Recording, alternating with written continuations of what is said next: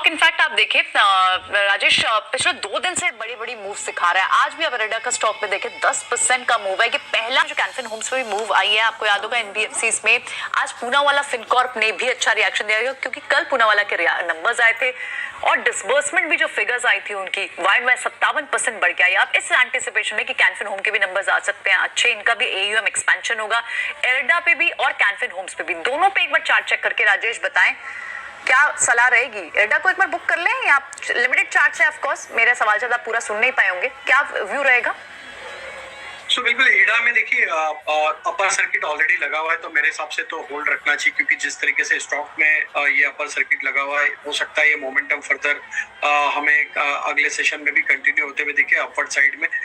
Stock ने previous swing high जो बने थे 123 के, उसको भी ब्रेकआउट किया है, तो यहाँ पे हमें लगता है कि 130 के स्टॉप लॉस से बने रहना चाहिए इल्डा में, और अपसाइड में हो सकता है ये स्टॉक का मोमेंटम जो लिमिटेड डेटा है उसके हिसाब से जो लगता है वो करीब 150 की तरफ आते हुए लग रहा है। कैन फिन होम एक काफी टाइट रेंज में पिछले कई हफ्तों से स्टॉक ट्रेड करते हुए दिख रहा है। अगर हम देखें तो पिछले 5 महीनों से स्टॉक एक काफी टाइट रेंज में ही ट्रेड करते हुए दिख रहा है। जिस तरीके के ओवरऑल स्ट्रक्चर बने हुए, हमें लगता है कि यहाँ पे अगर 820 के लेवल अगर ये क्रॉस करता है तो एक बड़ा मूव इसमें आते हुए दिख सकता है टुवर्ड्स 880 और 900 की तरफ। तो अगर किसी के पास कैन फिन होम में पोजीशन है तो यहाँ पे एक स्ट्रिक्ट स्टॉप लॉस जो कि होना चाहिए 765 का, वो फॉलो करने की सलाह।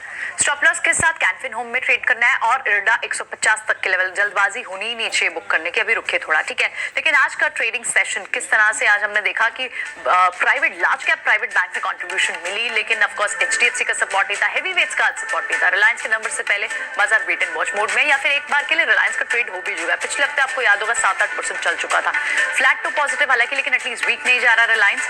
O2C कारोबार से क्या कुछ निकल कर आता है, इस पर हम बात पहले भी कर चुके हैं, लेकिन नंबर्स कई सारे कंपनियों के हैं आगे कंपनी वीक में, और आप देखें तो ट्रेड्स दिख रहे हैं। आईसीआईसीआई बैंक नंबर से पहले स्ट्रॉन्ग, और ये कल भी काउंटर वीक नहीं था। एक्सिस बैंक, आईसीआईसीआई बैंक, दो लार्ज कैप प्राइवेट बैंक्स, दोनों में मजबूती। हालांकि बैंक निफ्टी को सपोर्ट पीएसयू बैंक से इस वक्त नहीं मिल रहा, लार्ज कैप पीएसयू से, एचडीएफसी बैंक से नहीं मिल रहा, और निफ्टी पर हैवीवेट रिलायंस का सपोर्ट नहीं मिल रहा। इनफैक्ट आज इंडसइंड बैंक भी नंबर्स के बाद वीक हुआ 3-3.5% की, वहां एक ड्रैगर है। तो अब तक जो दो बैंक्स प्राइवेट बैंक्स के नंबर्स आए उसके बाद उन्हें ड्रैग पूरे इंडेक्स को इन दोनों ने किया।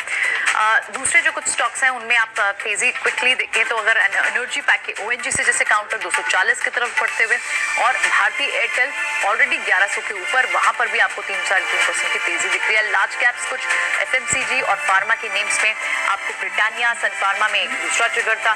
क्लियरली आपको स्पेसिफिक स्टॉक्स पिक करने होंगे जहां अर्निंग्स का ट्रिगर है या न्यूज का ट्रिगर है, उन्हीं में आपको मूव दिख रही है। बाजार में इस वक्त क्लियर एक डायरेक्शन नहीं दिख रही। आज 2 दिन के बाद एक बाउंस बैक जरूर दिखा और निफ्टी स्ट्रेंथ के साथ लगभग 175 पॉइंट्स की बढ़त के साथ जा रहा है, पर ये ना भूलें हम 500-550 पॉइंट गवा चुके हैं पिछले 2 दिन में, तो सिर्फ 150-200 पॉइंट्स की रिकवरी अब तक हुई है। शो को फिलहाल यही वाइंड अप करते हैं, हम तीनों को दीजिए इजाजत, लेकिन लगातार मार्केट्स पर अपडेट बने हुए हैं।